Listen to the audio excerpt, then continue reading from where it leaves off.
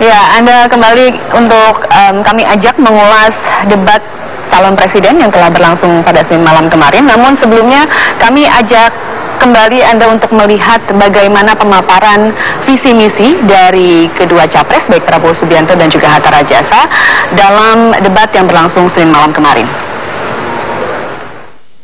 Dan jutaan orang yang ada di negara ini yang menitipkan pesan, menitipkan harapan-harapan kepada kami untuk membangun sebuah ekonomi yang lebih baik, memajukan ekonomi Indonesia lebih baik. Bagi saya, ekonomi ditujukan sebesar-besarnya untuk kemakmuran rakyat. Itulah ekonomi yang berdikari, ekonomi berdikari. Pembangunan ekonomi menurut kami ke depan yang pertama dilakukan adalah pembangunan manusianya terlebih dahulu. Lewat apa? Lewat pendidikan. Pendidikan yang seperti apa? Revolusi mental harus kita lakukan. Kemudian bidang kesehatan dengan kartu Indonesia Sehat seperti inilah yang harus kita kerjakan. Kemudian juga dengan kecerdasan, yaitu dengan kartu Indonesia Pintar seperti ini. Karena dengan pembangunan manusia itulah kita akan mempunyai sebuah manusia-manusia yang produktif. Produktivitas kita akan meningkat, dan kalau produktivitas kita sudah meningkat, kita akan mempunyai sebuah daya saing, karena produktivitas akan memunculkan sebuah daya saing. Yang kedua, yaitu masalah pertumbuhan ekonomi yang diikuti dengan pemerataan. Percuma pertumbuhan ekonomi baik kalau pemerataan itu tidak ada. Oleh sebab itu ke depan pemerataan akan menjadi sebuah perhatian bagi kami berdua, Jokowi dan JK. Pembangunan yang seperti apa yang ingin kita lakukan? Pembangunan koperasi, pembangunan UMKM, pembangunan pasar tradisional, pembangunan pertanian dan pembangunan ekonomi maritim serta industrinya, dan juga pembangunan yang dimulai dari daerah, pembangunan yang dimulai dari desa, dan infrastruktur.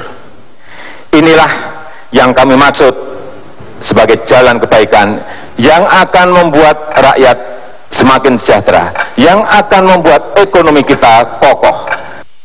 Kita mengerti bahwa tujuan kita bernegara adalah untuk mencapai kemakmuran bersama.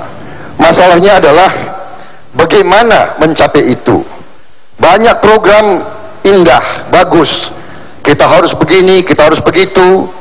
Kita harus membangun ini, membangun itu, pendidikan gratis, kesehatan gratis dan sebagainya. Masalahnya dari mana uangnya, dari mana sumber daya untuk kita pakai, untuk kita tumbuhkan kesejahteraan itu. Saudara-saudara sekalian, pada tanggal 7 September tahun yang lalu, Ketua KPK kita menyatakan bahwa kebocoran dan kehilangan kekayaan negara dari Republik Indonesia 1 tahun adalah 7.200 triliun. 1 tahun. Tim pakar kami menggunakan angka 1.000 triliun yang hilang. 1.000 triliun saja sudah fantastis, sudah luar biasa besarnya. Disinilah rencana kami, Prabowo Subianto dan Hatta Rajasa, manakala kami menerima mandat dari rakyat Indonesia, ini sasaran kami. Kami ingin menutup kebocoran 1.000 triliun itu. Kami ingin menghemat, kami ingin memangkas, dan kami ingin mengalihkan yang 1.000 triliun bocor, kita alirkan untuk membangun ekonomi kerakyatan. Ekonomi untuk rakyat Indonesia, bukan rakyat untuk ekonomi. Kita ingin sekarang mengalirkan dana bukan dari desa ke kota, ke ibu kota, tapi dibalik dari ibu kota turun ke desa. Saya telah menandatangani deklarasi bahwa manakala saya menerima mandat dari rakyat, saya akan alokasikan 1 miliar rupiah minimal 1 tahun untuk tiap desa dan kelurahan di seluruh Indonesia. Kita akan alirkan dana dari ibu kota turun ke rakyat Indonesia. Kami akan dalam 5 tahun meminimalkan korupsi dari APBD dan APBN. Kami akan naikkan penghasilan rata-rata rakyat Indonesia 2,5 kali lipat, dari sekarang 3 juta per bulan menjadi 6 juta per bulan di ujung 5 tahun kami. Kami akan menambah sawah 2 juta hektar. Kami akan menambah 2 juta hektar untuk bioetanol. Kami akan membangun 3.000 km jalan raya, 4.000 km kereta api, 8 pelabuhan. Kami akan membuat bank tani dan nelayan, dan bank koperasi, dan juga lembaga tabung haji. Saudara-saudara, dananya ada, uangnya ada, tinggal kemauan kita. Kemauan kita, berani atau tidak kita kerja keras, berani atau tidak kita pangkas kebocoran, berani atau tidak kita berantas korupsi. Itu tekad Prabowo Subianto, Hatta Rajasa, dan seluruh koalisi Merah Putih. Kami akan bekerja keras, sekeras-kerasnya untuk melakukan itu, sehingga penghasilan seluruh bangsa Indonesia akan naik. Kita akan menjadi negara kuat, kita akan menjadi negara terhormat, karena justru kita menjadi negara yang menguasai kekayaan kita sendiri. Ya, itu dia tadi pemaparan yang disampaikan oleh Prabowo Subianto dan juga Joko Widodo mengenai visi misinya pembangunan ekonomi dan juga kesejahteraan sosial. Ada kemudian sejumlah poin yang disampaikan dari kedua capres tersebut, diantaranya ekonomi berdikari dan ekonomi kerakyatan. Saya ke Pak Kwik, dari kedua pemaparan yang tadi sudah disampaikan oleh Pak Prabowo dan juga Pak Jokowi, sudah menyentuh masalah perekonomian kita saat ini belum, Pak? Sudah menyentuh, tetapi secara segmen-segmen, secara sektoral. Akar permasalahannya secara keseluruhan belum mengemuka. Seperti apa, Pak? Akar permasalahannya itu sebetulnya ada 4 masalah yang terbesar. Yang satu adalah korupsi, tentu yang sudah disebut. Kedua adalah sumber daya alam, juga sudah disebut, tetapi tidak mendalam di mana persoalannya. Lalu defisit tidak disebut, lalu kemudian jumlah hutang. Nah, ini harus diadres terlebih dahulu, dan saya tidak akan menguraikan pada malam ini, mungkin kekurangan waktu dan tidak pada tempatnya, tetapi langsung saja yang tadi dikemukakan oleh Pak Jokowi, sesudah itu yang dikemukakan oleh Pak Prabowo. Nah, di sini memang kalau selalu dikatakan kemakmuran rakyat sebesar-besar, untuk kemakmuran rakyat memang betul. Lalu kemudian tapi kalau tidak disertai bagaimana caranya dalam waktu singkat, nah, itu yang menjadi persoalan yang perlu ditanyakan, bagaimana dalam waktu singkat. Nah, di sini saya ingin mengkaitkan, tapi lebih baik nanti kalau menanggapi Pak Prabowo. Kedua adalah SDM mengenai pendidikan. Sangat setuju, tetapi itu dampaknya jangka sangat panjang.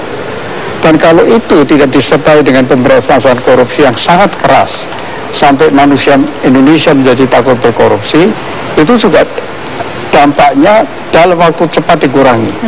Kalau pendidikan di sekolah diberi pendidikan mental, moral, karakter, tetapi begitu tiba di rumah, dia akan terpengaruh oleh orang tua dan lingkungannya yang sudah serba korup.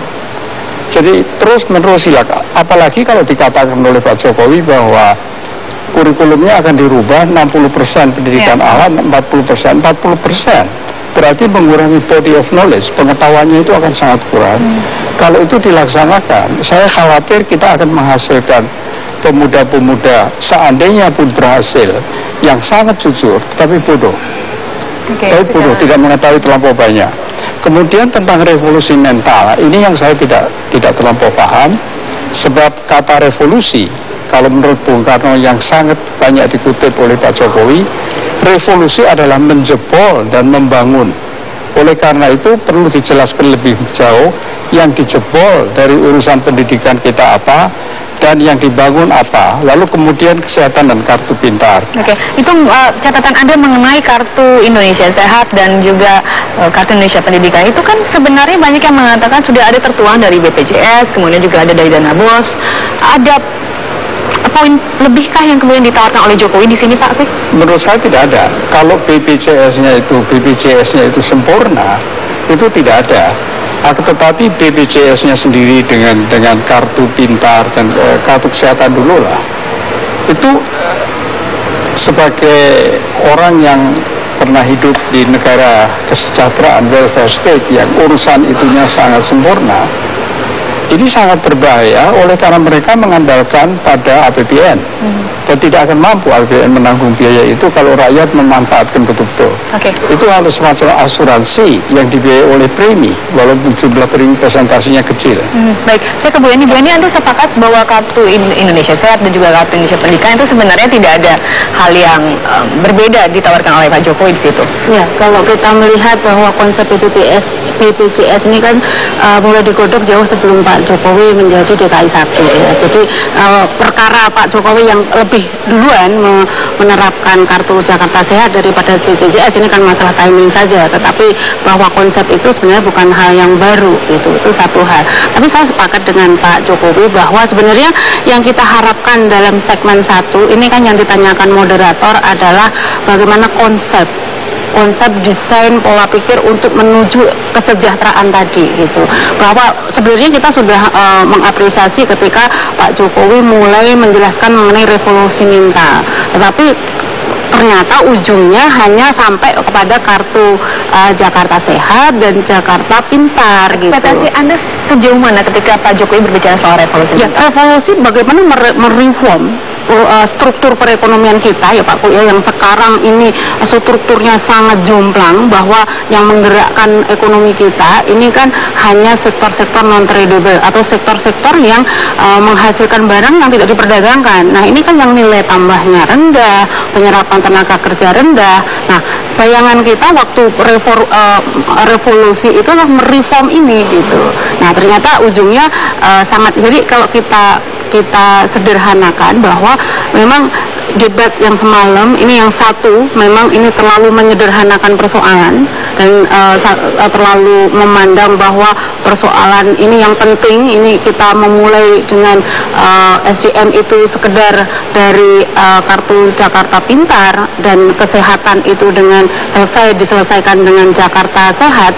Ini tentu ini sangat-sangat menafikan berbagai kompleksitas persoalan. Nah, yang kedua memang nanti kalau waktu Pak Prabowo sebenarnya sudah dimulai dengan menyampaikan strategi dan bagaimana caranya menuju kesejahteraan, tetapi memang kalau kita lihat terlalu indah, terlalu optimistis. Apa poin mana yang Anda katakan terlalu indah kemudian terlalu optimistis? Ya, jadi bagaimana bisa ketika kita mempunyai warisan persoalan yang luar biasa sekarang, ini tiba-tiba Pak Prabowo mempunyai target langsung pendapatan per kapita masyarakat naik sekian gitu kan, pertumbuhan ekonomis bisa 7-10% dengan kualitas yang sangat sangat indah gitu. Tentu ini ada tidak semudah itu juga untuk mencapainya gitu. Bu Eni, pada pemaparan yang disampaikan oleh Pak Prabowo juga disampaikan mengenai adanya dana alokasi 1 miliar rupiah per tahun untuk seluruh desa di Indonesia. Ya, itu halnya sama dengan BPJS. Jadi ditahan di situ. Dijawab nanti Bu Eni karena kita harus jeda terlebih dahulu. Nanti kita lanjutkan perbincangan ini. Pemirsa, kami masih akan kembali usai jeda berikut. Tetaplah bersama kami.